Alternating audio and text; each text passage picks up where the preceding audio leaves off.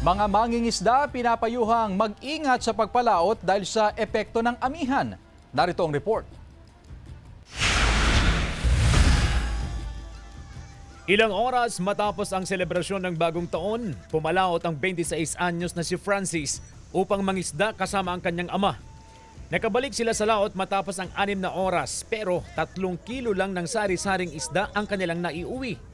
Medyo mahirap daw ang sitwasyon sa dagat kaya swertehan lang daw sa dami ng huli. Mahangin po sir, saka malaki alon. Tapos maraming pa. Ayon sa Pag-asa, bagamat walang nakataas na gale warning sa baybayin ng Pangasinan, nakaaapekto raw ang amihan sa galaw ng alon. Kaya hanggat maaari, mag-ingat sa pagpalaot ang mga mangingisda.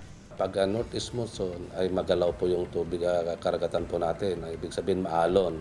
Simula nang mag-umbisa ang amihan, naglalaro sa 21 degrees Celsius hanggang 25 degrees Celsius ang temperatura sa Pangasinan ayon sa Pag-asa. Tatagal pa hanggang Pebrero ang amihan at inaasahang babagsak pa ang temperatura.